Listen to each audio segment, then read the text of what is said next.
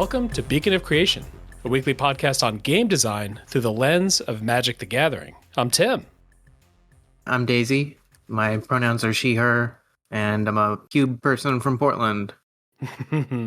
Yeah, I met you playing your nostalgia cube at a local event. That is like an immediately appealing sales pitch, right? We got these sets from these, 5 years or something like that, and all the standard sets. Yeah, it's only Shards of Alara to Return to Ravnica. So 5 years, 20 sets.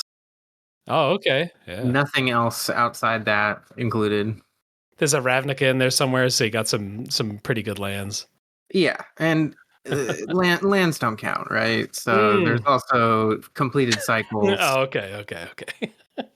For like the cons, allied fetches and stuff. You don't want to have a half cycle in a cube unless it's really obvious why. But anyhow, we've been kind of cube acquaintances since then. That kind of peaked a couple weeks ago when we all went up to Washington for Washington Cube Champs. This was up north of Seattle.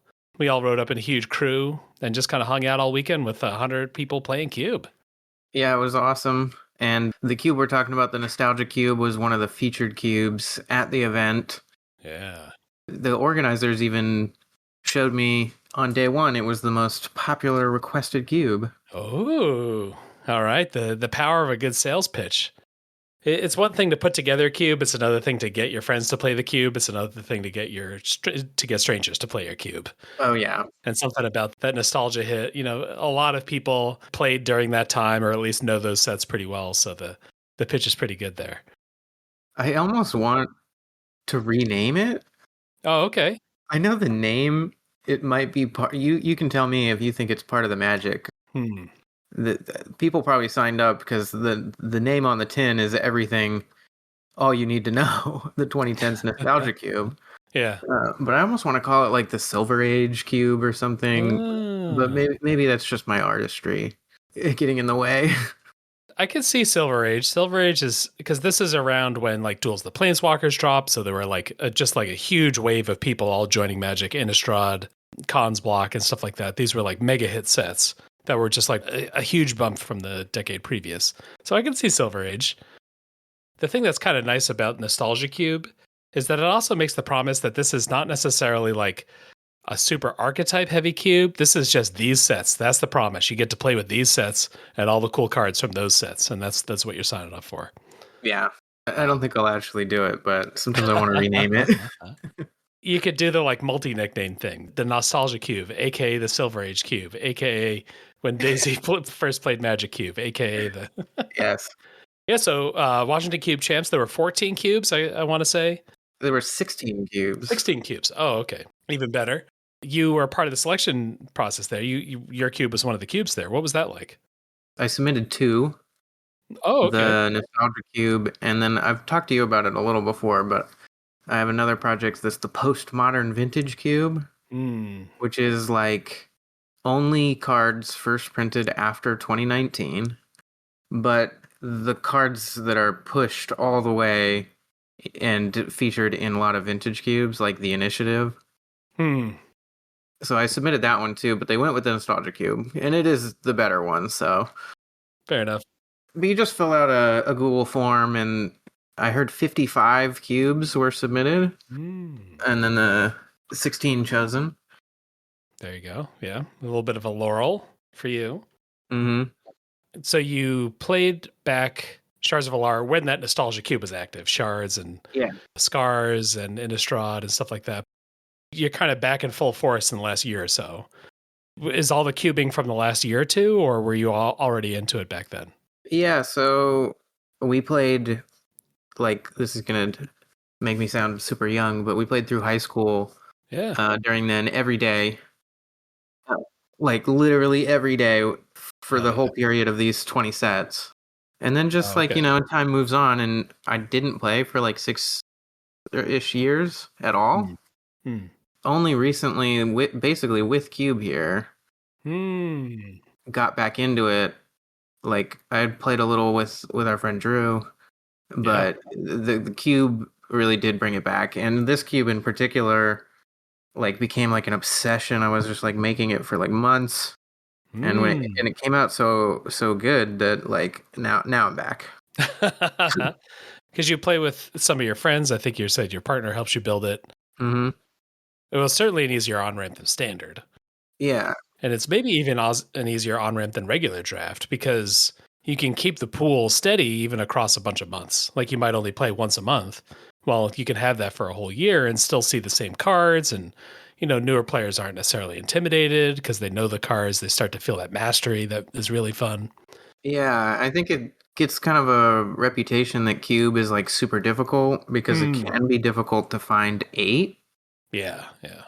But like in my mind, like Cube is also like the best one-on-one format. Like you put the cards together and they're in conversation with each other and you can just play them as much as you want. It's awesome. Yeah, yeah. And it's like kind of stable. My brother of all started playing Magic again for the first time since when we were kids, playing Revised and Ice Age. Mhm. I think for him, it's been fun playing with the precons, but once he starts to venture out into like Jumpstart or into some of the draft formats or whatever, it's like there's a lot of mechanics. Each set has like what 2 to 5 mechanics, and there are what 15 sets in standard. This is a little too much, and it's not quite the flavor he's looking for. Yeah. Whereas Cube can keep that stable. You can start to learn the cards. You can start to get to know them. So you came back. You're like, okay, I don't really want to do standard. I've heard about Cube, and then where did that spark come from? How'd you actually like make that connection that this is what I want to do? Yeah, I had been playing a little Canadian Highlander, which is Okay, yeah. my favorite constructed format. Mm-hmm. People sometimes just call it constructed vintage cube. But I wanted to play. That format is so powerful that you're not going to find an Inferno Titan or like Thragtusk, Baneslayer Angel, the cards that are in the Nostalgia Cube. I was just like, I need a place to play those again, and it just like came together. I was like, well, that's just I'm describing a cube, aren't I? Yeah, and I think that Nostalgia Cube is also like home to dozens of cards that were extremely powerful at the time that have maybe been a little outmoded. And playing them again and realizing, hey, these are still hammers. These are still good cards. Oh yeah, is part of the joy of playing with them. One of my favorite parts of Cube at all is just that it can capture a time period. Like, it doesn't have to be this specific time period. You could take any 5 years, and you wouldn't even need just those cards. You could branch out. Yeah, but it gives you such the feeling of you're like, oh, I'm back in time. I've done a lot of like set or block cubes, so like Kamigawa block and the first 2 Mirrodin blocks and stuff like that. And some of those cards are still famous. Some of those cards are still good. But when you just play only cards from those sets and see nothing else in the packs, and the frames are a little older, it's before the 2014 frame or whatever. Mm-hmm. It's more immersive, and you have to scrap a little bit. Play cards that are not strong enough for today's limited.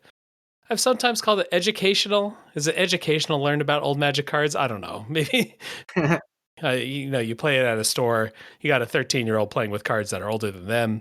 It's a nice experience to learn about a thing like in its own context rather than outside. When you play Vintage Cube, none of those cards ever played with each other. Yeah. And related now, we know how they play now, but we're definitely not related at the time. Yeah, I think part of the spice of the Nostalgia Cube isn't even the cards you can name from that period, but it's that it's filled with all the ones you forgot about. Okay. Yeah, yeah. It's even got See Beyond. Oh, there we go. See Beyond. This is the second podcast we've talked about See Beyond. Alrighty. You started with Nostalgia Cube, and then of course, once Cube people get the bug, they start building 1,000 other cubes, right? So many cubes. So maybe we'll get back into Cube Chip. This was an event organized as a game store, as I understand it, a game store up in north of Seattle called Zulu. And they had like a cube event. They grew to like 60 people. And they're like, oh, we're even bigger than that. We're going to 120 people or whatever.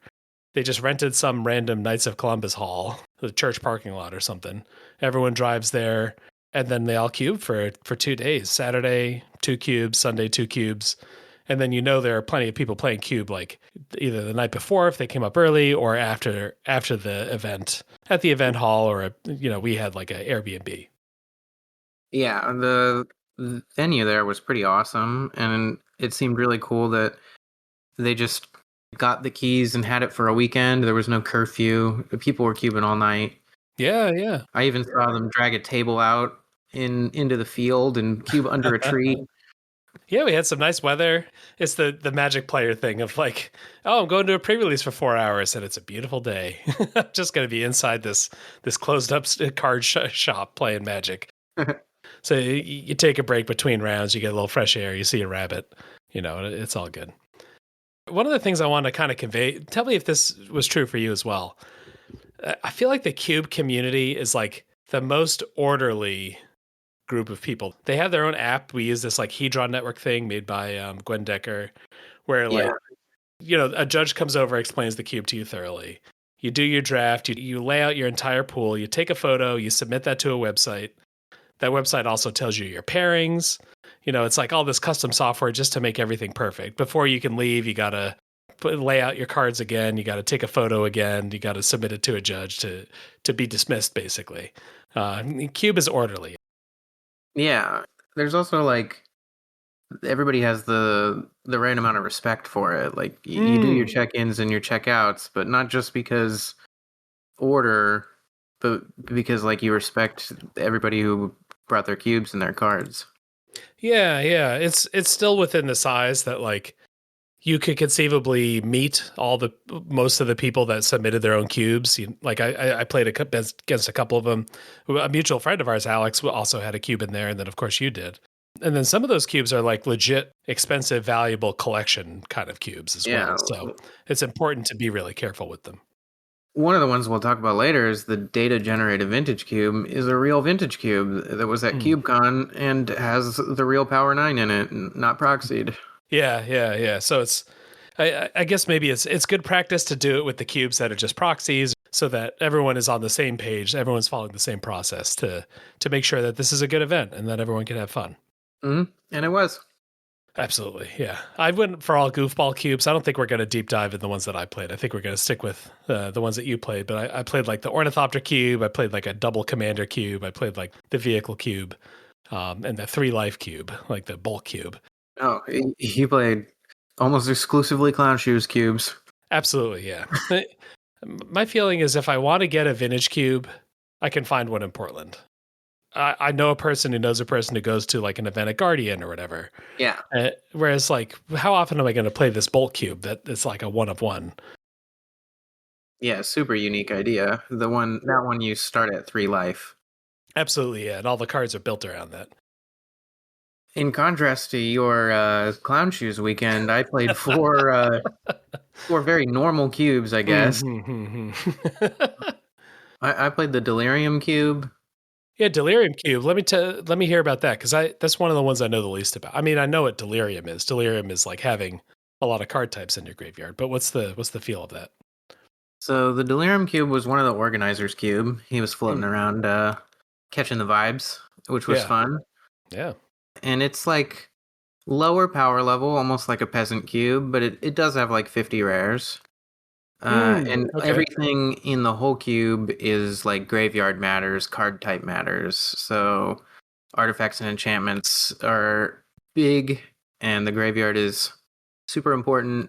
But I guess I just went the easy route and drafted green white bears, who didn't care about too much of that stuff. 2-drop and pump spell, 2/2 drops. Yep. Get in there. All right. Some auras that give lifelink. I seemed like it was me who was most off theme at the table. Oh, okay. Doing a little bit of aggro nonsense. Everybody else was pretty much doing the Delirium thing. The only like note I had for this one was that like of the 50 rares included, and who knows, maybe this is intended, but it felt more like retail limited where rares are that much better than the rest. You're like, someone drops their bomb and you're like, oh, well, I can't answer that. Yeah. I'm like a pretty big fan of rares in kind of like retail style draft. If you've ever done like a play test of, it's a common thing in custom Magic, maybe is why I'm aware of it, but a play test of just the commons and uncommons. it can feel kind of directionless because the cards are kind of the same power. Mm-hmm.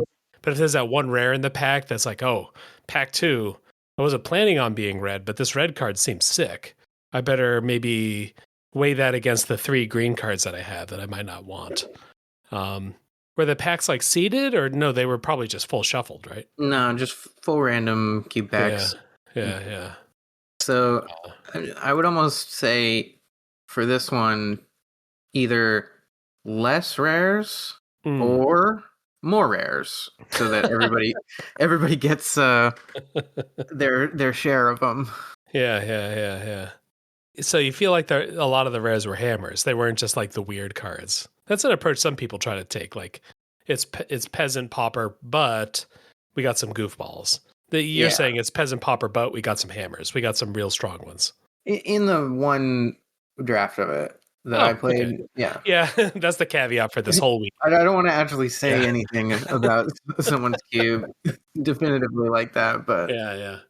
A big part of cube feedback is often describing your symptoms and not the solution. Because if someone has a cube at a cube event convention, or even is just their own cube they're playing with friends, they got opinions. You know what I'm saying? Oh yeah. Like it's hard as a first time cube player to give a suggestion that's so good that they're like, oh yeah, I got to override what I was doing. I was going to take this suggestion. Oh, for sure.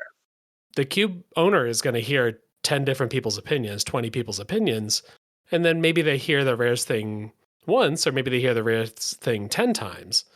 And then it becomes actionable. And they might look at even specific cards, like are there specific bombs that are bad? Yeah, for sure. And I'm excited to see what he does with it. I definitely immediately went to go follow this one on Cube Cobra. I'd play it again. Oh hell yeah. But it was good. It was all foil. Oh, it's all foiled. Are you a foil gamer? Do you like foils? I do like foils. Okay. All right. I think it's fun that they're kind of not as rare as they used to be, but you see more of them. I think it's fun. Yeah, I guess collector boosters or whatever have kind of depressed the foil market. I'm a little bit of a non-foil gamer if I had to choose a side, but I can respect the effort it takes at least. When you're holding all foil cards in your hand, you know someone really put their effort into this. Someone really put their... Yeah, this one even had all the basics were the Neon Dynasty, like Japanese full arts. Oh, the little kanji ones, yeah. In foil, and I had to go ask. I was like, where did you get those? Yeah, but apparently when Neon Dynasty was coming out, he worked at a card store. Oh. So you kind of get first pick when they come in. Yeah, sequestering the basics that were opened in all the store boxes and stuff. Yeah. Not a repeatable piece of advice, but pretty clutch. Yeah. And so what was next in your cube roster? So then the second cube of the first day, I actually just played my own cube. Oh. Maybe I'm not supposed to sign up for my cube, but I mean, it's the best one there. So you're like the shrouded master. You're wearing a cloak. You're not saying anything at the draft table, and then just like dropping all the most powerful cards on people. I guess that's something we didn't say. People, it wasn't my perspective, but this is also Cube Champs. There was also a top 8. There was also a winner of this whole Cube event across the 4 drafts and then the finals draft. Yeah. Were you like hoping to get a pin or two, to get a 3-0 or 2? Maybe I definitely wanted a pin so bad. I didn't get one. I didn't get one in my own cube.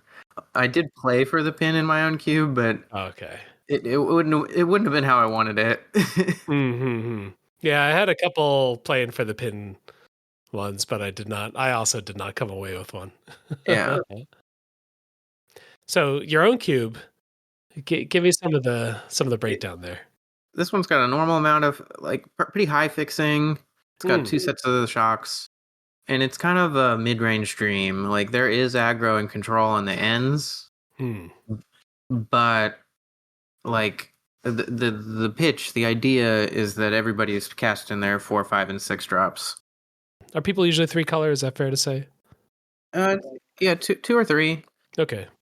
I was thinking about my cube after the event, of course. Yeah. And I do this thing where the winners get to sign the box. So the Oh, 3-0 okay. Yeah. writes their name and their archetype on the box. And it turns out that 3 of 4 from Cube Champs that signed the box were some sort of like Grixis based, black based, often Grixis control. So there might be, at least when playing with like spiky players, might lean a little more control than I intended. I might be looking at these Grixis cards when I get the deck list pictures back. Oh yeah, I guess that's part of the joy of having your cube selected here is that you're going to get what 20 something deck pictures and all their records and everything else. Yeah. Wow, that's some data. I can't wait. I want to bug them about it more, but I know they're working on it. Excellent, excellent. This was like a friend's cube up until now, and now like people who were playing competitively played it. Now you have a whole new perspective. Yeah, like I do want to make it more of like a format and not have something just be the best. Yeah. I think probably especially for cubes, you don't really want like the known best color and then people deciding whether or not to fight over the best color. That's like a common thing in retail draft, like Aether Drift or whatever. Like there's a known best color. Someone's going to fight over it. If they're not doing that, you can either try to do that and reap the rewards or dodge it and try to be one of the rogue decks. Cube, you need to be more obvious. You can't ask people to know going in. Yeah. Black is good in this cube. Green sucks in this cube. So draft accordingly. Yeah. Most people are only going to get one shot at it. Yeah, one, maybe two. Yeah.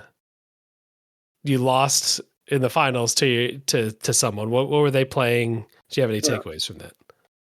He drafted this very cool mono black control deck, but it was like triple splash. He had all of the like a couple Blood Crypt, a couple Watery Grave, and an Overgrown Tomb in his mono black mana base, so he could splash. I think it was Dreadbore, Deathrite Shaman, and Chase the Mind Sculptor.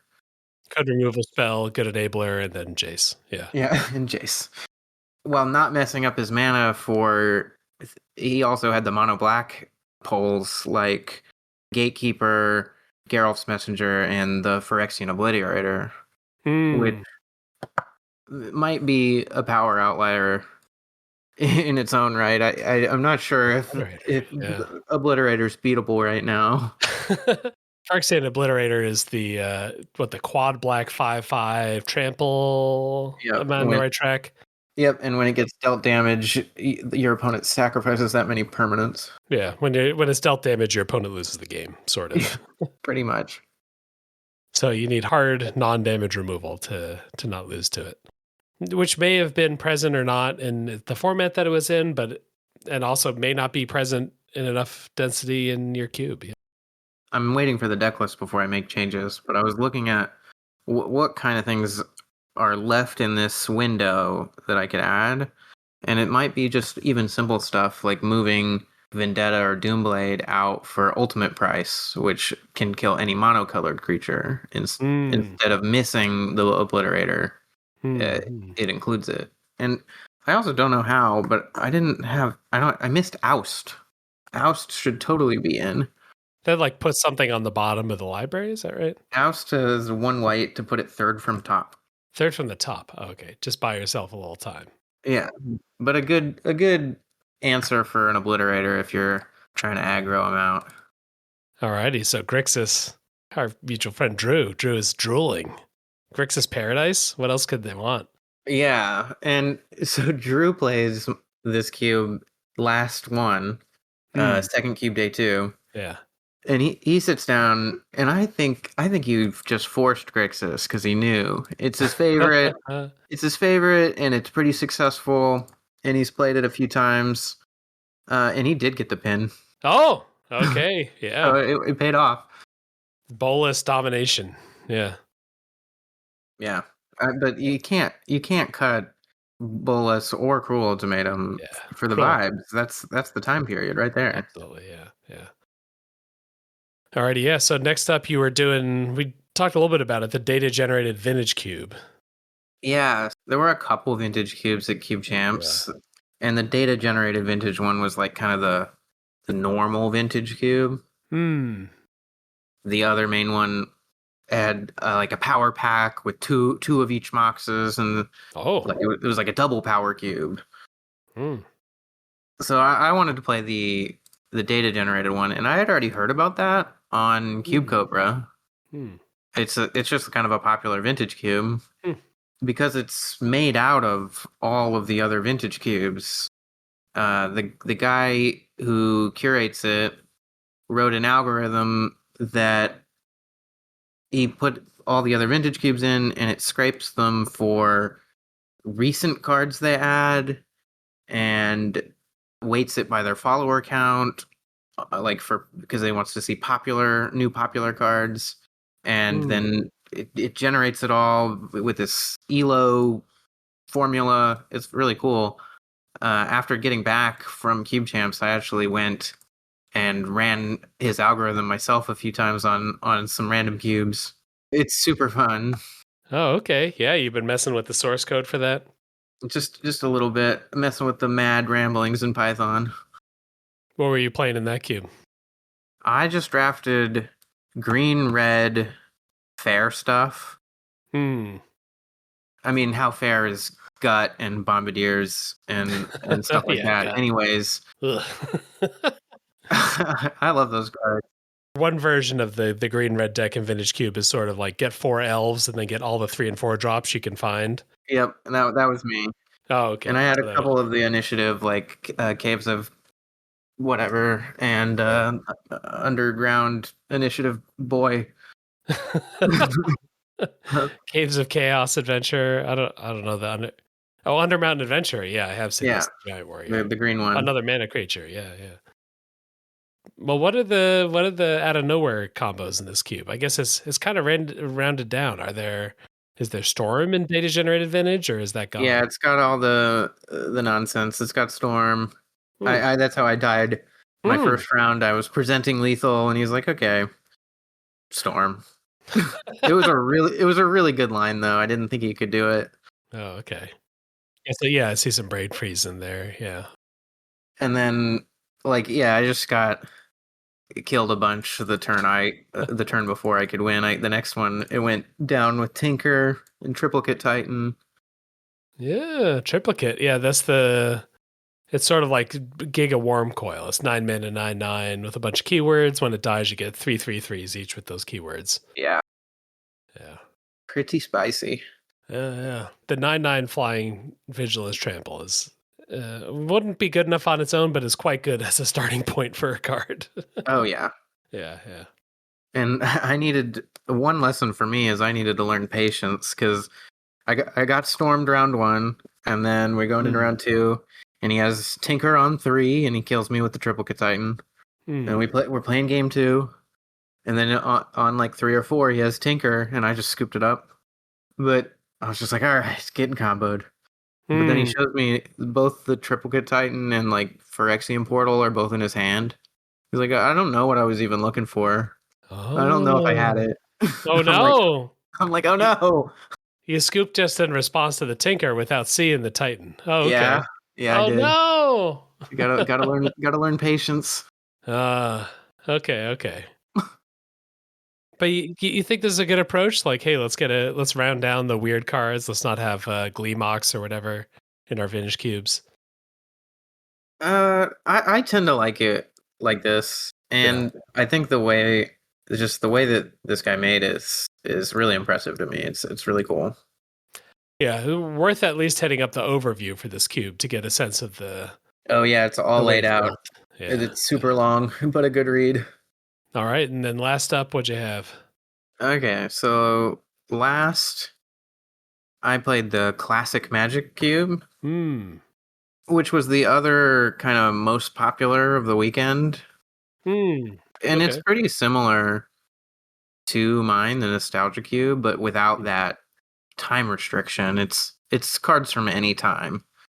But shooting for medium power level, like this guy was, you get a lot of those same iconic cards Like I think there's a Baneslayer in there and whatnot. Yeah, I mean, it does feel similar in vibe. I'm looking at the cube description for Classic Magic from Big Cat, and it's like a card from Avacyn Restored, a card from Innistrad, a card from Ravnica, a card from Dark Ascension, a card from Zendikar. Those are the top 5 that are in the heading there. Yeah, there's definitely a place that like you want Snapcaster to actually be as good as it was instead of as good as it is now. Fair enough, yeah. And that one was super fun too. Like playing that one and being a cube curator, like I went home and immediately had to try to make an unrestricted cube to be like, what is in this space? Like what's going on? It was so cool to me. Yeah. It's maybe in a similar vibe to what we were talking about earlier, where this is also a reasonable on-ramp cube. If you have played, 30 games of Magic or whatever, and you play this cube, you have a chance. Oh yeah. Which is maybe not true for like the vintage bulk cube or a vintage cube, yeah. Yeah, a lot of classic stuff in there. It was also the top 8 format, I think, as well. So they must have looked at some of the data and the decks and said the organizer said, yeah, this is what people are going to be playing with. Yeah, the organizer said it was basically down to either mine or this one for the top 8. Oh, okay. There you go. Because they wanted it not to be a vintage cube this year. I think it was last year. Yeah. And they wanted it to reflect like what everybody was vibing for the weekend. You were saying they had the actual data on like, well, I guess that's something we haven't said about what Cube Champs was. Because of Hedron Network, you pick which cubes you would like to play and which cubes you would not like to play. Like for my wife and I, we just picked all the same goofball cubes as each other, so it could maybe be in the same pods a couple times. But it also Did it work? It gives you it worked, yeah. It was nice. It also just gives the organizers the info that they need, which is what is actually a hit with the people. They need to hold this event next year. They need to hold this event in California, at CubeCon or whatever. And they want to know, hey, what are some really solid cubes that we can offer that the crowd is going to be motivated to want to play? We need some goofballs, but we also just, have to have a bunch of stuff that people are interested in. Yeah, for sure. If you were playing some more cubes, were there any that you were trying to get into that you missed out on? I mean, you said you played a Ganjo Drift, the vehicles cube. Yeah. Can you tell me a little about that? Because that was my next up. Like, if I had picked a 5th, that would be it. Oh, okay, yeah. So that was another one of the admins, Bones. They made this cube that is, I don't know, maybe a third vehicles, something like that, like a quite high density of vehicles. It's pretty archetyped up as well. Like there are gold cards that point you in directions. Bones is just a genius, though. So yeah, and I think it is like a battle tested cube, maybe. Oh, like sure. It's a novelty cube. It is kind of in the clown shoes zone, but it also has been played by big crowds, by competitive crowds a lot. So it does have a lot going on. There are kind of 2 things that are notable about it to me.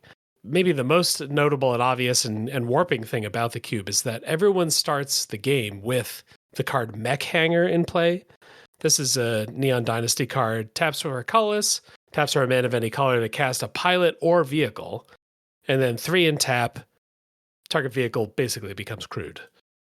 So everyone starts with an extra land in play, which is we're already, to me, entering theoretical space when you change Magic that much. Yeah. There's a second effect to that rule, even beyond just starting on turn 2 almost, in that you have a lot of ability to splash vehicles and pilots. And this was a thing while I was drafting, that was echoing in my head. And I'm looking at, and I was a Simic deck. And I looked at this like blue-white bomb and I'm like, oh, do I want to splash for that bomb? And wait, I'm already splashed for this bomb. I have a Mech Hanger. Yeah. I had this card, Kotori, who gives like vehicles like Vigilance and Lifelink, which was an absolute hammer. Kept me in every game, gave me tons of life, allowed me to play a long game if a long game is necessary. And it was all because of the hanger. Talking with Bones, they have really kind of firmed up towards moving towards smaller pack sizes because of that. It's so splashable. There are so many playables. It's so easy to get enough good cards for a deck that they might be going down. I think they were thinking from 15 down to 13. They were going to drop 2 cards. Interesting. I was super aggressive on lands too. Like I think I played 13 lands plus the mech hanger. And then when you do that, your top decks rule. And so you could just slam a good card every turn. I got to the finals in that. The person who beat me was one of the top 8 people as well. So it was definitely like the people who really knew how to draft cubes or were really doing the research. If you got to the finals, you have to face one of those people. You know what I mean? It did feel that way. The other goofball ones I played, would say had goofball parts to them. They weren't that balanced or had kind of like design flaws. Whereas the Igandro Drift Cube is, I think, a little more competitive, a little more battle hardened. So sounds like you'd go to Washington Cube Champs again, right? Oh, for sure. Yeah. I want to try to. They were talking about the other couple coming up, one in Spokane, and then Cali Cube Champs, and like I'd be lucky to go to those too. I don't know if it'll happen, but how long a drive is Spokane? I feel like it's like 6 hours. Yeah, 5 or 6. I don't know. I might be getting too old to drive to Spokane. They're doing 64 players, so it's not quite as big or as many tickets. You get 64 in Spokane? That's amazing. Yeah, but even the couple guys who do Lucky Paper Radio are there at Spokane. One of the cubes is the real 100 Ornithopters is there. Oh, okay. The original, not Alex's twist. Yeah, okay. Yeah. Yeah, maybe not this year for me, but let me know. Oh, for sure. I'm interested. I'll let you know how it goes if it ends up happening. We didn't just go to this Cube Champ thing. Gabby and I, we drove up a couple days early. We saw a bunch of people on the way. Were you all business? Did you just go up and back, or did you stay out for a day? Yeah, pretty much. We had one extra evening just to make it bearable, but yeah, it would be tough to go out in the morning, because it starts at 10. If you're on that grinder lifestyle, I'll just leave the house at 6:30. Drive up from Portland to Seattle. I remember doing that with being trying to grind PTQs and stuff, and going to SCG Seattle in 2012 and driving the day of, and it just was torture. Mm-hmm.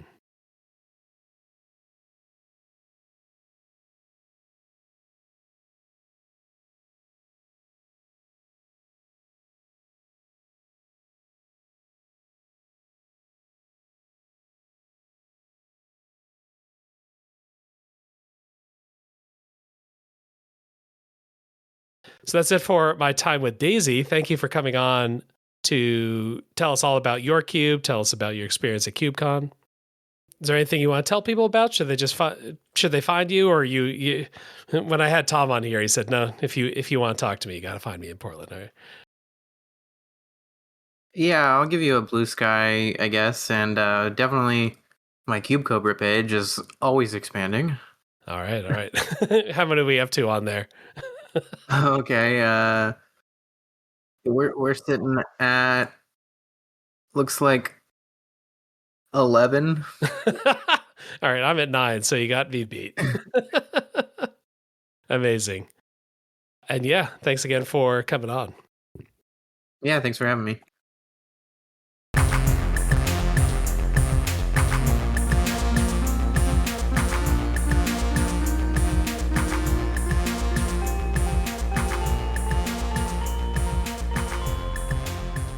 And we're back for part 2 of our Washington Cube Champs recap, and we got a second guest. Hi, I'm Eric. I'm another Portlander who made my way up to Seattle. I enjoy cubing quite a bit. I have my own cube, and I heard of the event through the social media and just said, sure, we'll find out what it's all about. We're both first-timers to a big cube event. I guess we actually had met in person at Star City SCG Con, where I played your cube. Alex had arranged a whole bunch of cubes to get played. Yeah, that was a blast. A bunch of us locals just said, hey, there's a big event. We're not interested in playing. I think it was Modern was the main event. And we brought our cubes, found some space, and I think all 3 days we had lots of people cubing, and it was really a lot of fun. Yeah, I think Alex said he fired something like 20 cubes or something, which is crazy. That sounds right. You have the one cube? Are you a mono cuber? You have your one kind of Legacy Plus? I do have one cube. I call it Legacy Plus because it has restrictions that put it into the space. I want it to be as powerful as it can be while still fun, and I also don't like the old frame, and that is a controversial thing to say to other Magic players. Sure. But every card in my cube has modern frame, which eliminates some things that I'd love to have, like City of Traders, Mox Diamond. Oh, okay. Powerful, but not too powerful. They don't exist in modern frame. They never will. But I have Mana Drain. I have Balance. I have Pyroglyph, and all the Modern Horizons 3 stuff that's on that power level. Yeah. And you play that maybe weekly or maybe every other week down here in Portland? For a while, we were doing every week on Sundays. Yeah, it's hard to get a group. It takes a lot of crowding people together. I got over the year over 20 people together, like who had all come once or twice, and some people came for a month or two. And I think the time just isn't perfect for other people, but my schedule is very packed up on other days, so I do what we can. Yeah, that's kind of the issue that I have coming out to cube groups, because there are a bunch in the area. But I'm usually editing the show on Sunday or Monday, and that kind of blacks out a lot of the common cube days. But what's perfect is having a giant cube event where you have nothing to do but to go to the event and just play cube and just play a lot of cube with a lot of people. And that's where Washington Cube Champs came in. Absolutely. You drove up solo, you got a hotel room, something like that? Or what was your setup? Yeah, I said to my wife that I was planning to go, and she said, "Oh, come along, go down to Pike Place Market, maybe see some museums." It was only a weekend, right? She didn't take off time or anything from work. Perfect, yeah. And she had a blast. And she does play Magic, but sometimes the bigger events are just not as exciting as other things for her. Yeah. My wife, Gabby, has kind of worked her way up to doing these kinds of events. She was at Cube Champs. But it's, whether she's interested or not is, up to her. It's a little bit funny history there. She's actually more accomplished than I am when it comes to competitive Magic. She day 2 to GP. Oh, okay. Almost a decade ago. Oh. And then at some point she said, this isn't really my thing anymore. All right. You got a killer in there. All right. Like we were saying earlier with Daisy, you get 4 cubes between the 2 days. Is that the right pace, do you think? Do you think 2 cubes a day? Is that how you would set it up? That seemed right. If I were younger, when I was younger, I would have definitely done 3, maybe even 4. I mean, I used to do multiple pre-releases in a weekend, that sort of thing. Yeah. At this point, you get to 8 or 9 p.m. and you're like, I just want to have dinner and sit down and be ready for tomorrow. Yeah. There were people cubing in the evening, probably younger people, and I was, that wasn't for me. I kind of get roided up by Magic. I don't know why. Like other things I'll definitely fall asleep doing, but for some reason playing Magic, it just releases the awake chemicals into my brain. Oh, for sure. If my wife wasn't with me, I might have done it as well. Yeah. So I did all the goofball cubes. I did like Ornithopters, 3-life cube, vehicle cube, double commander cube. Were you more of a kind of like a traditionalist cube style? Not as much. Okay.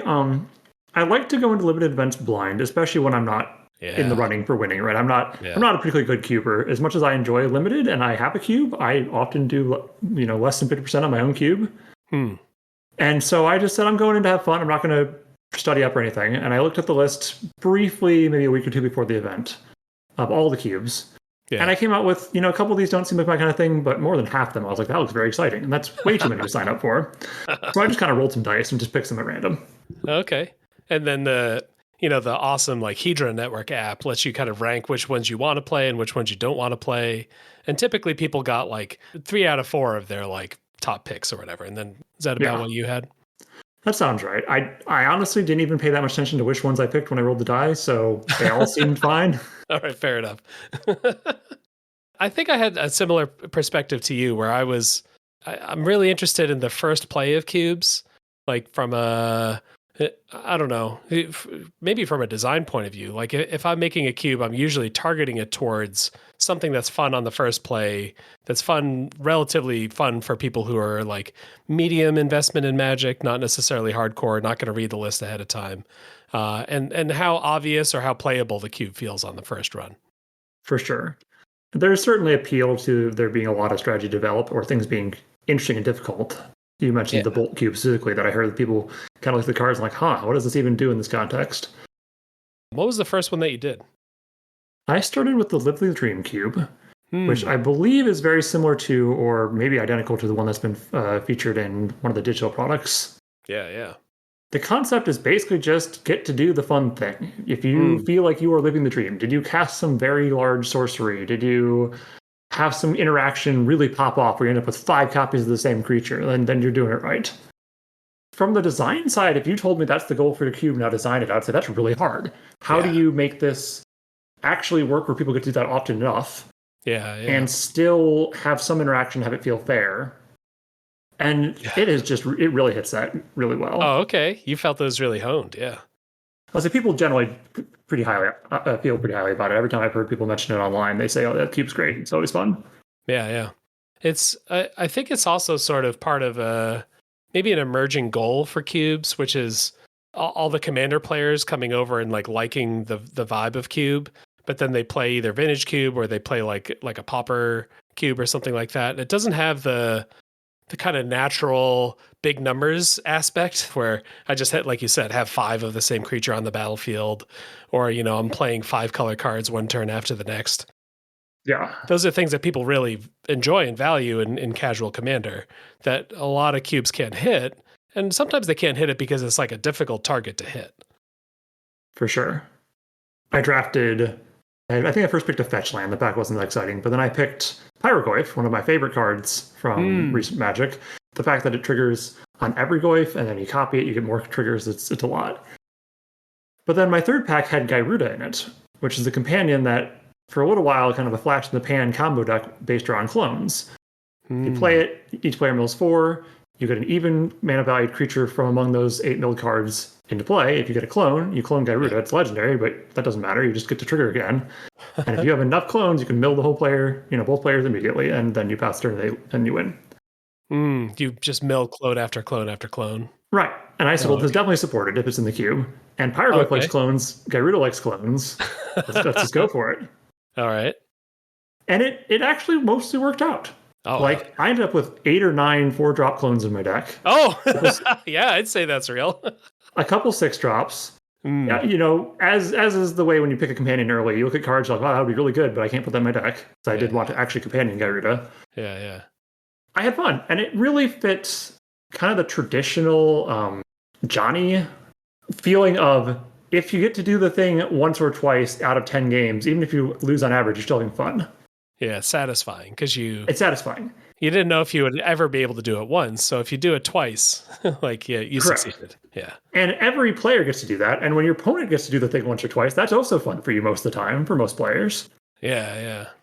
That's part of what I was sort of thinking of as the commander element, maybe. Not everyone who's into Cube loves Commander, but there is definitely a sense in Commander where most people are trying to do the thing with their deck. I want to play a bunch of dwarves and pilots. I want to play like a bunch of 1-mana spells. Let me show you, let me entertain you with this thing that I've got. Yes. And Live the Dream is maybe aiming for that same target. It's funny that I actually play a very little Commander. I played a little bit when it was a new format, and I think the multiplayer aspect really pushes me away from it. Yeah. The diplomacy, the ambiguity of your priorities and that sort of thing. But I really respect the element of Commander, and I think it's really excellent that winning is not the goal for a lot of players. It is expression. It is make the deck that you want to entertain your friends with, or do something cool, or get people to laugh about something. Yeah. This is a little bit of a tangent. We're tangent out of Cube for a second here, talking a little bit about Commander.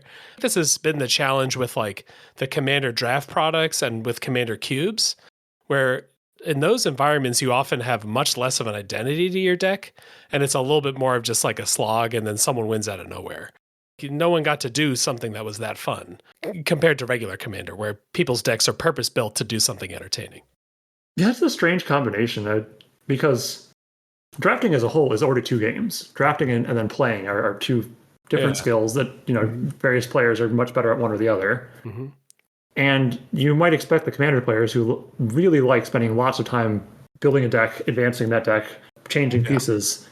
They're not doing drafting at all. That's a totally separate skill, and they might not be into that. Yeah. there's a big demand for, actually we're about to get into this, but there's a big demand for kind of commandery cube. And it's like maybe an even more difficult target to hit than even this Live the Dream cube. I think so. Do you remember any other like dreams that are in the cube? Any other examples there? Yeah. One opponent particularly. Magic has a long history of printing mana creatures that are not very good because they die. There are things like Land Elves that are great. Of course, they cost 1. If your opponent used removal, you feel fine about it. Yeah. But they have all these green creatures that cost 2, 3, 4 that tap for multiple mana. These types of creatures like Somberwald Sage from Abyssin Restored, which is a 3 mana 0/1 in green, but it taps to add 3 mana to your mana pool, only for creatures. This card never got played in Standard. It wasn't that good. Yeah, you can play it, and then next turn play a 7-drop, but your opponent's an 0/1 on turn 3. Your opponent's just going to kill it, and you've thrown away the card. Yeah.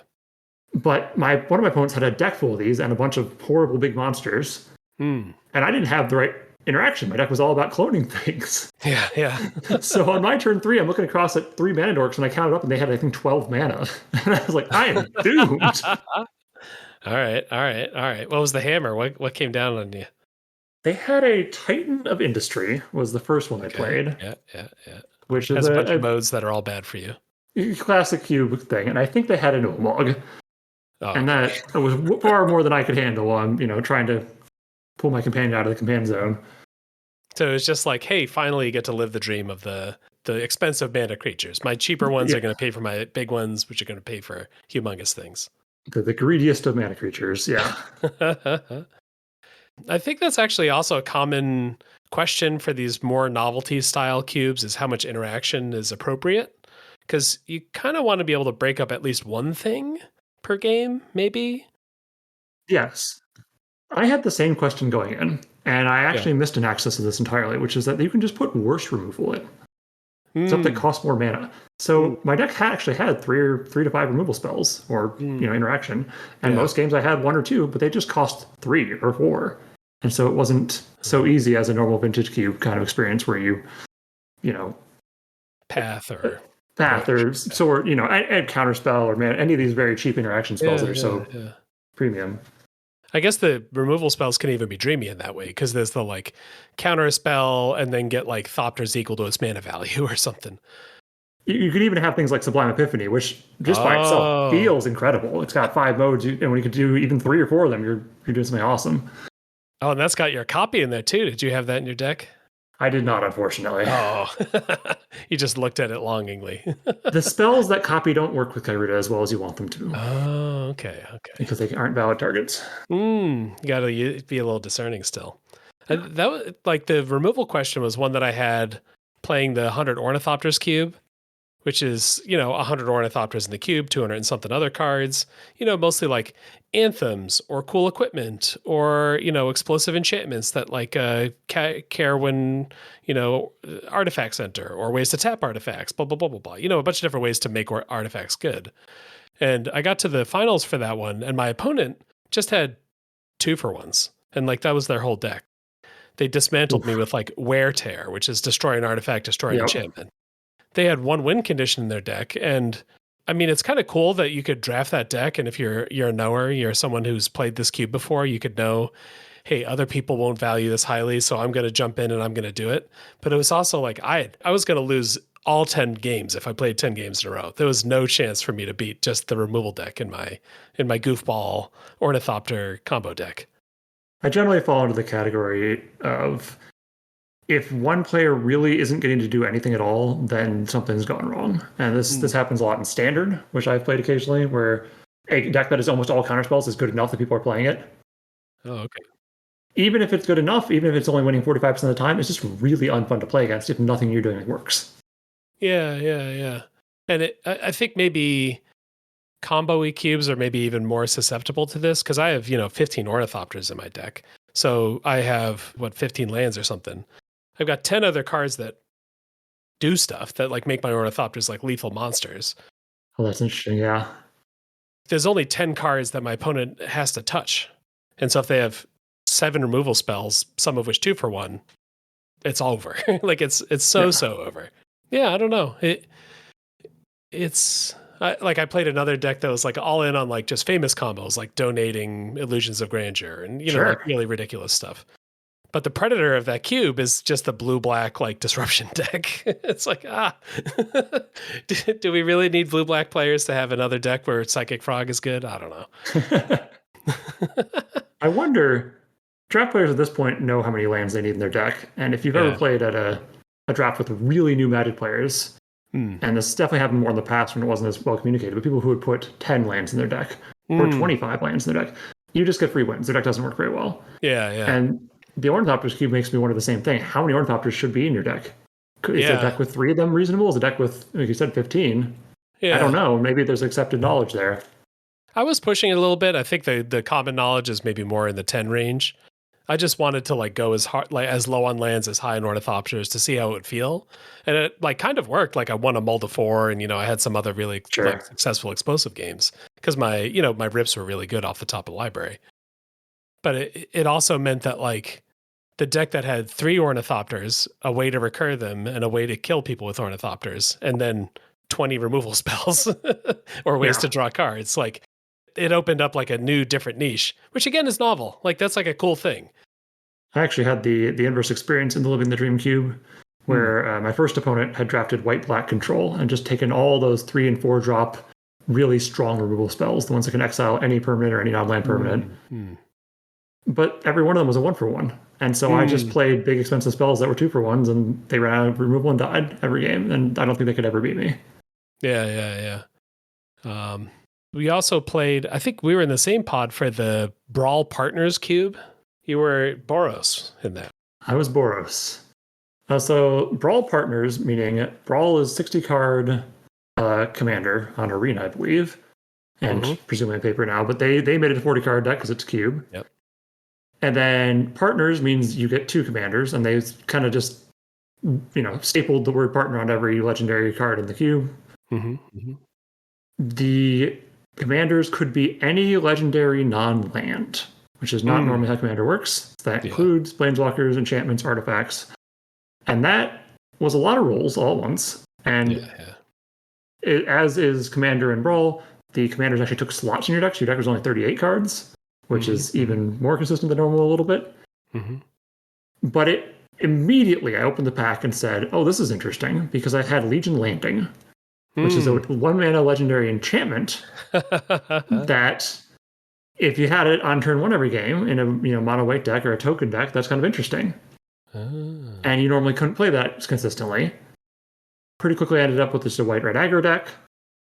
And it worked pretty well. I had a lot of things you'd expect. This cube in particular felt like it had a significantly toned down power level, maybe by design, maybe by card availability, maybe by preference, I don't know. But that being said, 2 commanders was interesting.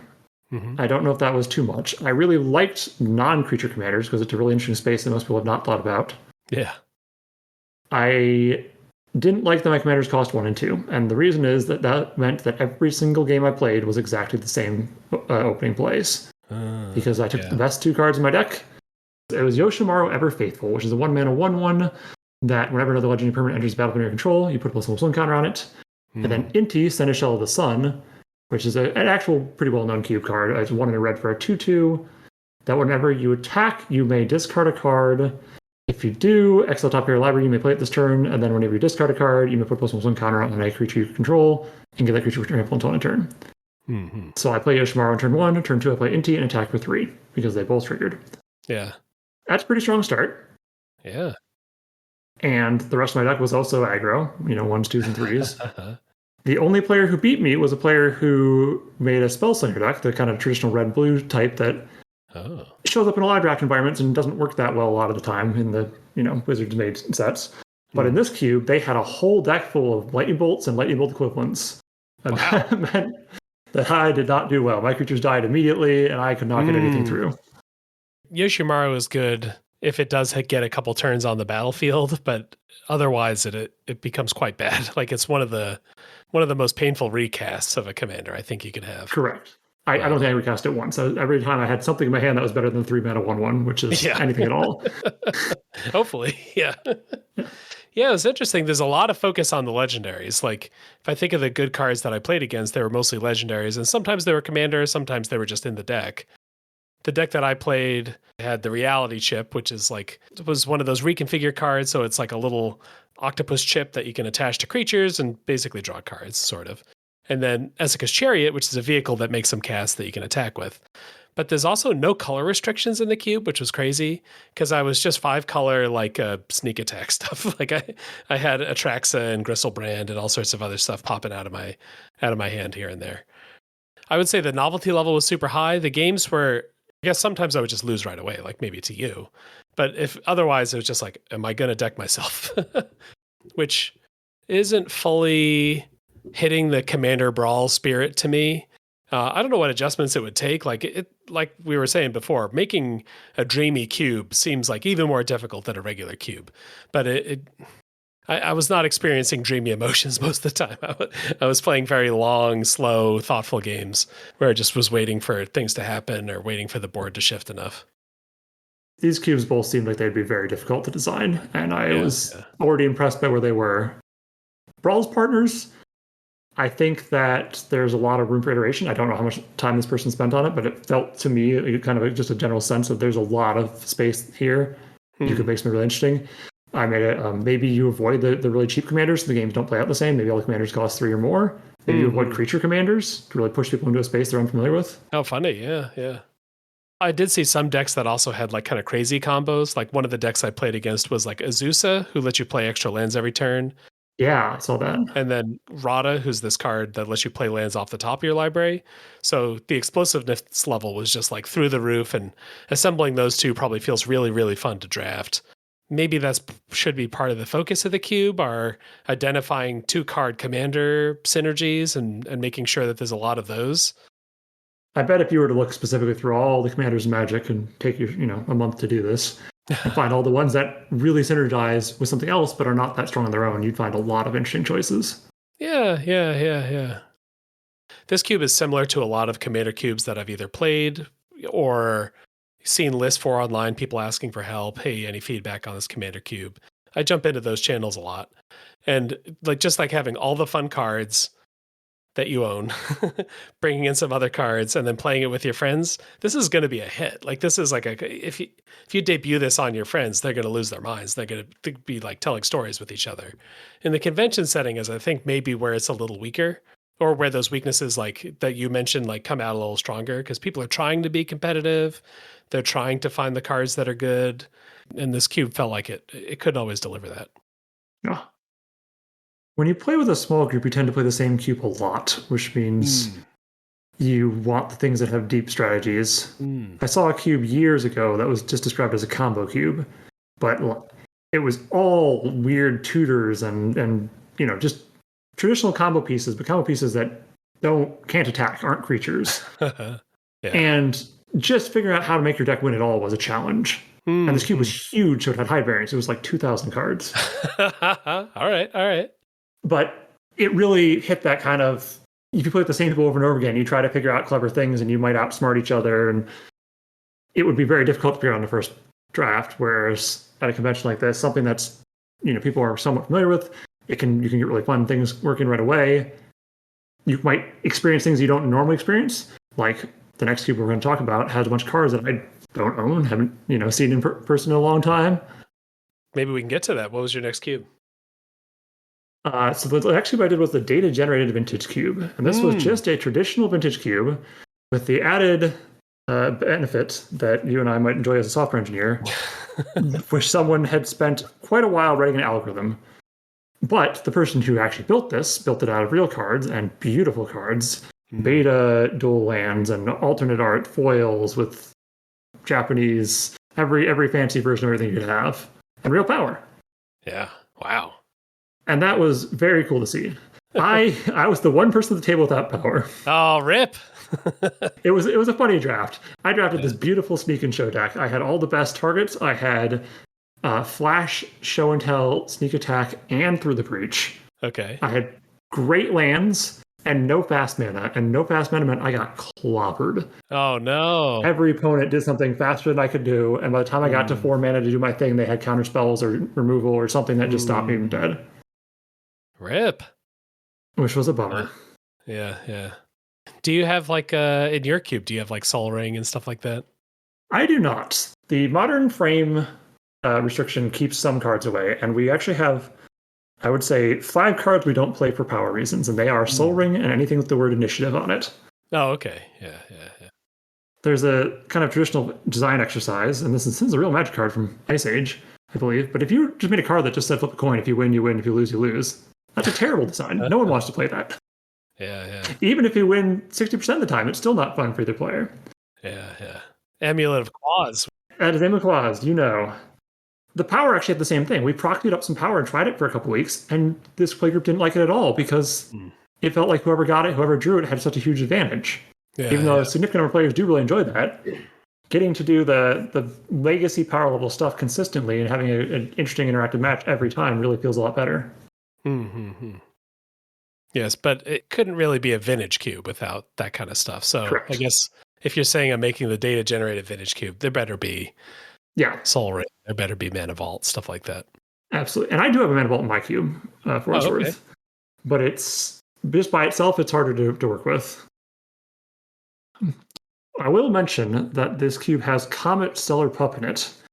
Which, if you haven't played, this was another card that we actually pulled out of my cube. Not quite on power level reasons, but just because it's very random. It's more similar to Amulet of Claws than you might expect. It is a Planeswalker that only has one move where you roll a die, and then it gets to do relatively powerful things.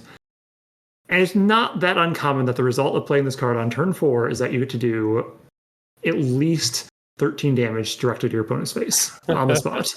And that is crazy. No card should do that. Alrighty, yeah. Boros getting the out-of-step cards lately. Othari, Fourth Aerlingus, Flage.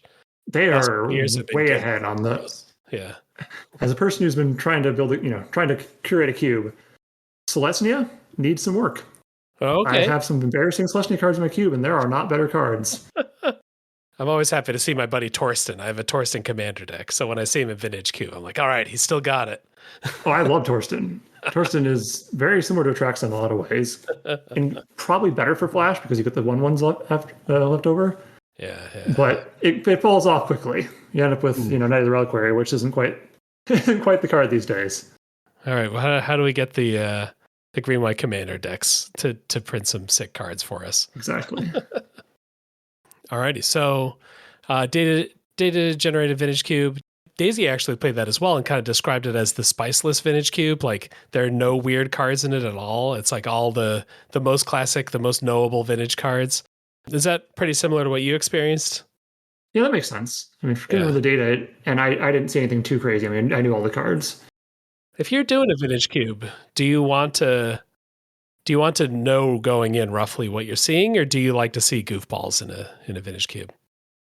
I think it's kind of inevitable that you know what's going on, what the cards are going in, because anything that's a goofball is going to be too far behind in power level. The goal for a lot of vintage cube creators is to make the most powerful thing possible, and most Magic players have really figured out what the best 100 cards are. And when you see something strange, it's not very good. Or I'm even thinking like playtest cards, or like conspiracies and stuff like that. Do you like to see that kind of stuff, or do you want? Oh no, you love the modern frames, so of course you don't like. I do love the modern frames. For my, I'm not afraid to play them. And I started playing Magic in 1997. That frame didn't even exist then. Okay. But I actually haven't had much chance to play those. I did look at playtest cards there, and that kind of thing for my own cube, just out of curiosity. Yeah. But there are some that stand out, and I've heard a couple cards described as, the actual best card of Magic. Oh, okay. Which most people will say Black Lotus. The few people will say Contract from Below. I agree with them. But then some people say Backup Plan, which is a conspiracy. Conspiracies start the game in the conspiracy. You start the game with this conspiracy face up in the command zone. So it's just kind of a companion-esque thing. You draft it, then you just have it every game. Yeah. And this says that at the start of the game, you draw 2 hands and pick which one you want. That is ridiculously powerful. It turns out that you just have the best hands every time, and this is a very powerful card. Yeah. I guess it was probably maybe weakest in Conspiracy, because Conspiracy is a 4-player free-for-all, right? Right. And so, like, getting an extra new hand, that is good. But getting way out ahead early is actually not very good in Conspiracy. So it's still quite a good card, but not nearly as good as it is in 1-on-1. Makes sense. Yeah. So what was your last cube? The last cube I did was the Urza Saga cube. And this featured an extra set of rules. Very simple. Everyone has an Urza Saga in your pool. So they just hand each player an Urza Saga. They have 8 of them. And then you do a draft. And then you make your deck and play. Going in, I was a little afraid that it would depend a lot on who drew the Urza Saga, because it's not in a command zone or anything. It could just be the bottom card in your deck after you shuffle. And the card itself is very powerful. But after playing it, it came up not as much as I thought. There were a lot of ways to search for it. In fact, I made a deck that had ways to search for it. But my deck was too value-oriented. I said, I'll have all these things, these value engines, I'll draw extra cards, I'll control things a little bit, and I'll just use my Wonders of Saga, I'll recur it. That'll be my way to get value. I took life from the loam very early on. And then several of my opponents just kind of played aggro and killed me. And I said, I kind of misjudged how this would play out. Which is fine. If I'd done it another time or two, I might have drafted a lot different. Similar to the Brawl Partners cube, it seemed pretty limited in power level. There are certainly people who really enjoy that. It is a little bit less for me. There were cards that I didn't know what they were, and I kind of looked at it and said, this is kind of a draft card. But then you were looking at those cards because they were beating you down mid-game. Right. How dare you defeat me with this card? Exactly. And the idea of everyone having Urza Saga by itself isn't that interesting. I mean, the original inspiration for this cube was that whoever drafted the Urza Saga in their artifact cube had a large advantage, so why not give everyone one? So really, it's the artifact cube that was interesting, and it had there's a lot of different things you can do with artifacts. Yeah. And so the last thing I'd mention, one of my favorite cards from long ago Standard that I didn't see until pack 3 and kind of would have built around if I opened it, which is Tempered Steel. It's a double Glorious Anthem only for artifacts. You can really win an aggro war when all your creatures are +2/+2. Artifact creatures get you control get +2/+2. Very nice. Yeah, Tempered Steel. Very good one. I have like a Meriting cube, and that's in there, and that's one of the Bombas cards for that format. Urza Saga is more just like an icon for the cube, more so than actually defining the gameplay very much. I think so. I think that they started by making an artifact cube, said this is pretty fun, but whoever has a saga has a pretty big advantage. Yeah. Rather than give no one a saga, we give everyone a saga. It fits in every deck. You've always got something to tutor up with it. You always want some constructs. Was that confusing because of that? Do you think that maybe it made your first draft a little harder because you're expecting, hey, the reason it's called this is because I'm supposed to do this? Maybe a little bit. In fact, quite a bit, I'd say, because I really did build around the Urza Saga itself. And to give a little bit of context, I mentioned the Tempered Steel. There were a couple obvious supported archetypes, and one of them was lands, which I didn't really expect in an artifact cube. Okay. And it really had a lot of the vintage cube pieces that you'd expect for a lands deck. But 2 or 3 of us all had the same idea, and so the lands pieces got spread around, and none of us had a really strong engine there. I guess maybe to have a little more stuff for green to be doing is why it's in there. Perhaps, and Saga itself is a land, and there's a bunch of other artifact lands, like Inventor's Fair, that are fun and interesting and powerful enough. And Buried Ruin, all lands that killed themselves. Would you go somewhere else with this cube? Would you say, hey, everyone gets 3 years of sagas? Do you think, hey, just delete Urza Saga? Not to say that the creator of the cube should do this, but I think I would need to play it more to have a better idea. Fair enough. It really felt right. If everyone had 3, you might have the same problem as the Brawl Partners cube, where every hand starts very similarly. Okay. When you see in Legacy, players on turn 2, a lot of games, and I'm going to get 2 golems this time. And I don't think this cube had anything powerful enough, or if so, only a few to actually do the turn 1 saga that you see in Vintage so often. Yeah. Urza Saga is back in the discussion because of the saga rules change. You heard about this? That's true. It's funny. It always felt like, to clarify the rules change, Blood Moon and Blood Moon-like effects, instead of killing Urza Saga, now freeze it. Yeah. Which feels better. The rules in general are designed to try to make things feel right and make sense. And having this esoteric rule that just says, oh, your Saga's dead, it felt terrible. But if it just said, okay, your Saga doesn't, now it's just a mountain and doesn't die, I would about that. But now it's a mountain that can make constructs.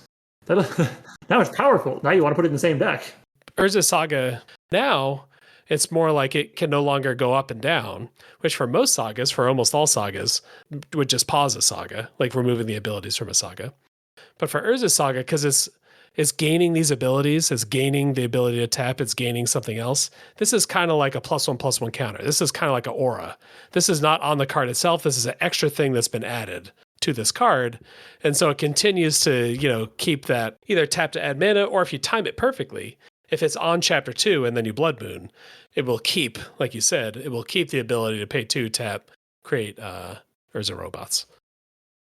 And this is a trick that people had done before with Thespian Stage, which is a land that allows you to copy another land and then keep the ability to copy. You can copy Urza Saga, gain this ability, then copy something else. Yeah. But that takes a lot of work and a lot of mana. Yeah. Blood Moon is already a thing that you enjoy, and you don't have to time it right. You just have to get it in there, and suddenly you have this forever. Yeah.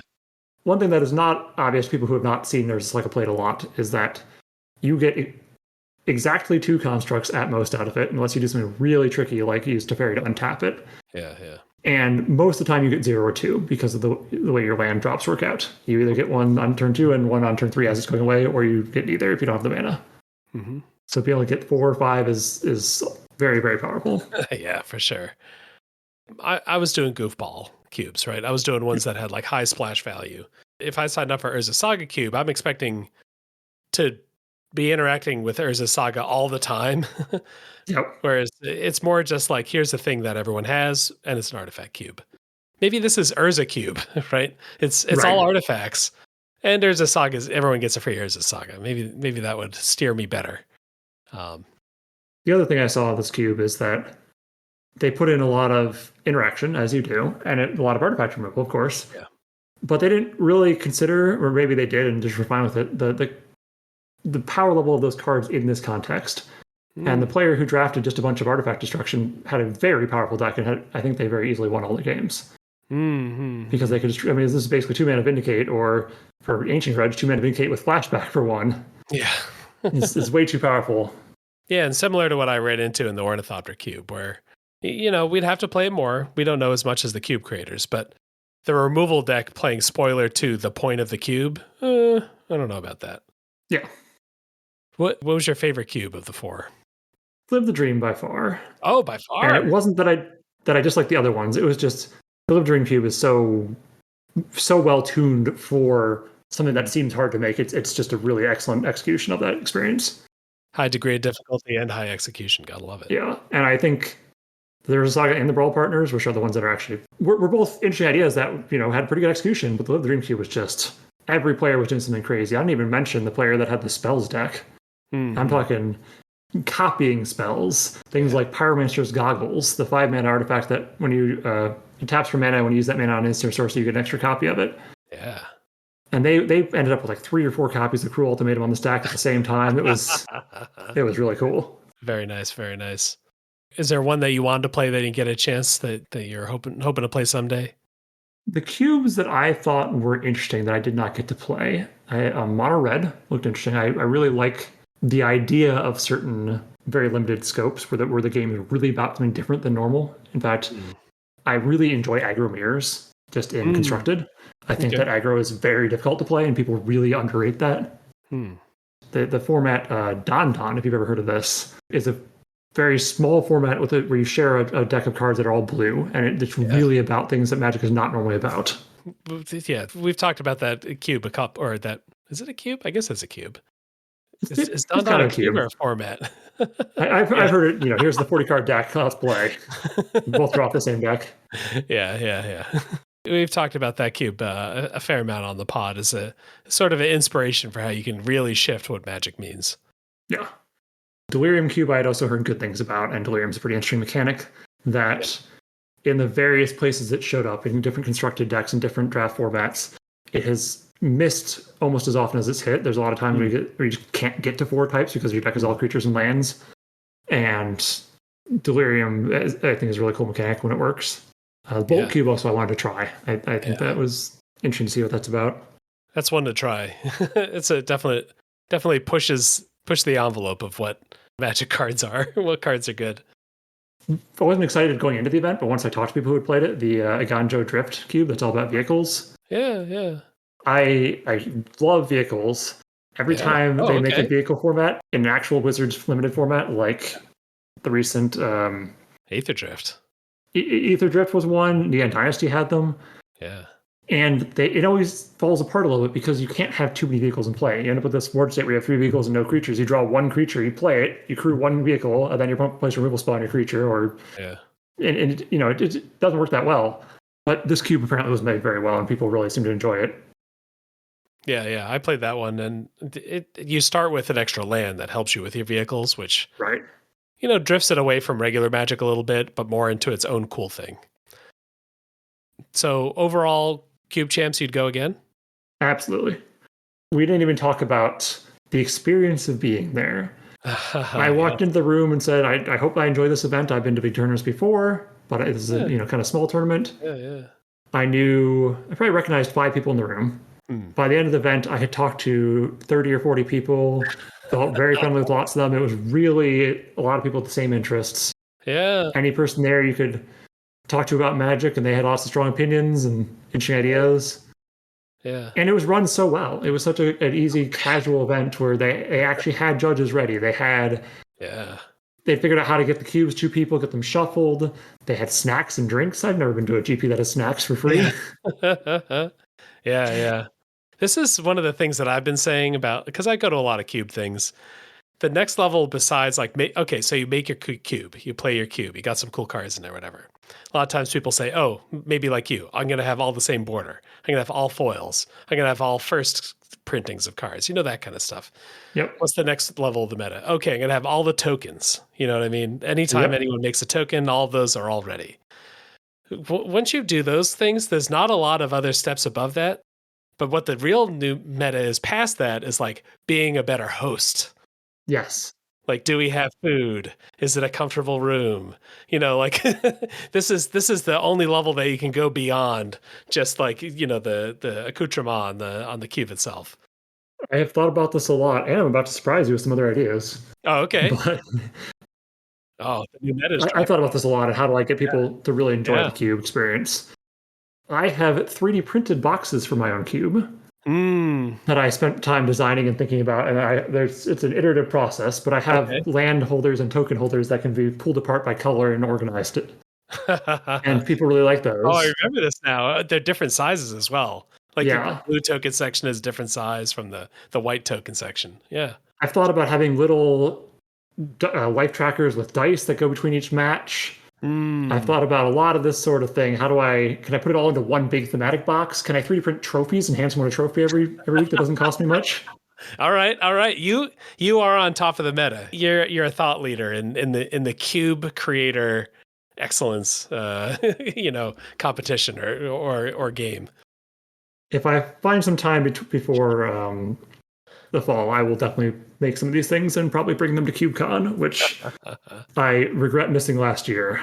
Okay, you're locked in. You're flying out this time. It's the big. I mean, Cube is so fun. How could I miss it? That's Madison. That's Wisconsin, right? I think so. Yeah. Yeah. Alrighty. I think I'm buying the life tracker thing. If a cube owner wants to because imagine you're playing Innistrad Cube and the life tracker is like a little disc, but it has like little designs for like Avacyn, something on there, some 3D printed thing. Yeah, that would put it over the top. You could really, maybe I hire an artist and really put it, get all the themes in there and make it really, really fit. Get the cube box itself to have cool decorations on it. I'm really a fan of the aesthetic of what used to be Kaladesh. They changed the name of the plane. Yeah. Avishkar. But the word is filigree. It's really intricate details. And you could really put that into a box and have it be really cool. Okay. I like these ideas. I brought on the right person. You have the new knowledge that I need. I thought I knew the limit, but you found a way to. Oh, I have more. Well, anytime you have more of those, I'm interested. Would there be any other cubes that you'd be interested in putting together? Anything, maybe yourself, it's too much work, but you'd kind of want it to exist. Anything like that? Absolutely. So the reason I don't have more cubes is because I don't feel like my cube is finished. I feel like there's lots more to do with it. Yeah. And rather than have two even more, half-finished cubes, I'll have one half-finished cube. Yeah. The cubes that I would go next that I've thought of, there was a cube, Caleb Gannon's Synergy Cube. Okay. It was on Magic Online maybe a year ago for a couple weeks, and it exists in paper. Caleb Gannon's a known player who owns it. And it's kind of a vintage cube, but it's all about making engines, making synergies. And to give you a funny glimpse into this cube, the single card that was removed for power reasons was Forked Bolt, which is a single red sorcery that deals 2 damage divided as you choose. Wow. Because there are so many 1 toughness creatures that are part of engines that being able to kill 2 of them for 1 mana was way too good. All right. That's like cutting the wear tear out of Ornithopter. Exactly. Yeah. Okay. But this cube, every deck you draft, you're putting pieces together. You're making a token engine. You're making an artifact engine. And it feels really cool. And it's similar to the Living the Dream cube. He has spent a ton of time on it. It's really well, tuned. Mm-hmm. And even a year ago on Magic Online, the players were loving it. I would love to build something like that. And then the other idea I've had that I would have to test. I don't know if this would come out any fun at all. But I really like complex board states. I find that when I'm playing any sort of format, any draft, any constructed, if I've got 10 creatures and my opponent has 10 creatures and we're somehow in a kind of narrow board stall, that I'm having a lot of fun. Okay. I can maneuver those situations. I can think through and figure out exactly how to poke through damage, find my outs. Yeah. And so the idea is a cube that kind of forces you into that state. There's lots of ways to get creatures, lots of ways to get big toughnesses, lots of ways to get brown creatures, but there's not a lot of evasion, not a lot of removal. Yeah. And you just are forced to kind of go over and through your opponent. You're forced to figure out combat math every turn. And that might be tiring. It might be that I'm the one who enjoys it, everyone else hates it, but I would like to try to build that and see how it goes. I had another guy on it who was talking about a story that he had heard of some people playing early on, even pre-revised, like the first year of Magic, when there's no card limits yet. You could play 8 lightning bolts if you own them. And this guy had his like 25 Banalish Hero deck, which is a 1/1 for 1 that has banding. Yes. And banding is a powerful mechanic. It's also quite complicated, which is why it's not around anymore. But having like total battlefield superiority by having like 7 Banalish Heroes in play really ignited like this is different Magic now. Kind of a spark in my mind. I'm one of the few players around who still knows how banding works. There you go. Yeah. It is kind of like if older players remember Damage on the Stack. That was like a big moment for every player when they had to learn and have someone tell them at a store, no, I can like stack my 1 damage and then bounce my creature. Your guy still dies. It's like, what? This is crazy. One of those kind of skill checky things in banding every single time on the playground. Like we would argue nonstop. We had our own bad understanding of banding when I played back in the revised days. Yep, that sounds right. But it maybe also is the one of the ingredients that you'd want in the board stall cube, because it is quite good in board stalls. I had not considered that. Oh my god. There is a card that is slightly better than banding. Oh, okay. It's still an old card. It's called Defensive Formation. It's an enchantment from Urza's Saga. Okay. Single white, and it says instead of attacking player, you choose how creatures attacking you deal combat damage. Oh. And I might put that in such a cube, but it would be basically impossible to attack you if you had that in play. Rather than the attacking player, you assign the combat damage of each creature attacking you. You can divide that creature's combat damage as you choose among any of the creatures blocking it. Oh yeah, so this is defensive banding, basically. Yeah. I block with 3 2/2s on a 6/6, and I could put all that damage on one of the 2/2s and still kill the 6/6. Yep. Alrighty, yeah. That is a board stall card, and a card that I have never in my life seen in play. That seems like some of the goal for some of these like medium power cubes, like the 3 life cube. There were a lot of old border cards that I've never seen in play before, and maybe that's where some people are aiming with their cubes. How can we get the oddball old cards in there? There are so many Magic cards. Yeah. When I was a child, I remember my mother being frustrated that I knew every Magic card because I had bought the Magic Encyclopedia, and there were not that many, and now there's just no chance. Yeah. We've entered the cool zone where someone will show you a Magic card you've never read before. Which I was occupying not 2 minutes ago when I read Defensive Formation for the first time. Exactly. All right. Anything else on Cube Champs? I think it sounds like we're about ready to wrap it up. No, I had a great time. I immediately looked to the other Cube Champs. There's a California Cube Champs, apparently. And I will certainly be going to Washington Cube Champs again. It's only a couple hour drive, but I might go to some of the others. Anytime I can get consistent group together. Yeah. It's an exciting time. Solo drafter, beating people. You think these kinds of events are a good fit? Absolutely. I've seen some people come in groups, of course, but a lot of people come solo. And they come, kind of hesitantly, and then they suddenly realize that this is a welcoming group that have the same interests. That I really care about being inclusive, about not just different types of people, but to people who aren't very good at Magic. Sometimes the more competitive players get frustrated if you take a long time to draft, or if you're making suboptimal plays to the point where they feel like they're not really having a challenging match. And it's important to welcome players. Everyone is new at some point, and if you don't, it doesn't work very well. I would say most of the players there were quite experienced, but I think the Cube community in general, or at least the organized Cube community, is very much about like, we have to learn these lessons. We have to be better to new players. We have to, be tolerant of things. We have to make the rules clear, all that kind of stuff. Yeah. So it was certainly more welcoming than going to a Magic Fest or a GP, where if you're going to the main event there, you go 2-3 drop or whatever, and then maybe do some side events or whatever, but it's not a lot of community there. Yeah. That can still be a little isolating. That can be a tough flight or a tough 4-hour card ride if you're going solo.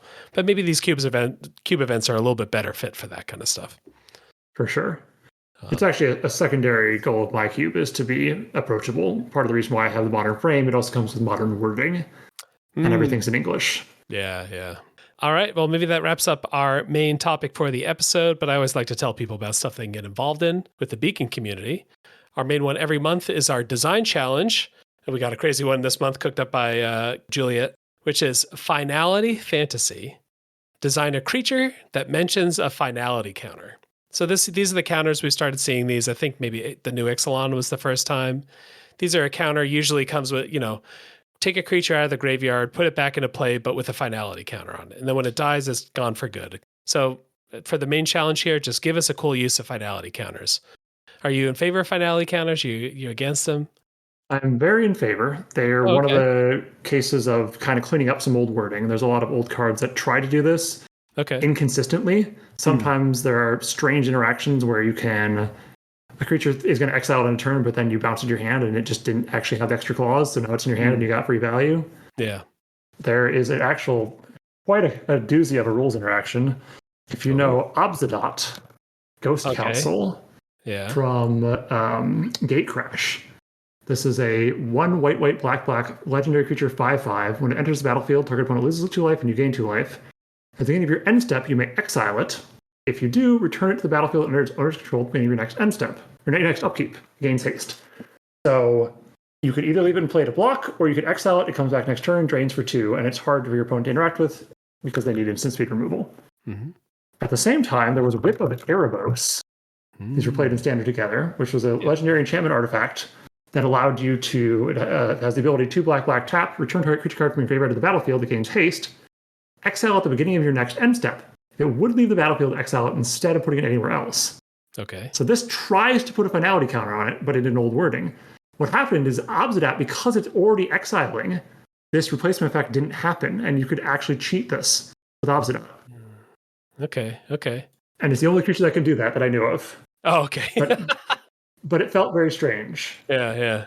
I mostly so far have associated the finality counters with just being typically like sick draft cards. Like whenever they put a finality counter in the rules text, it's because you're getting to do something that's quite good. Have there been like kind of cube level?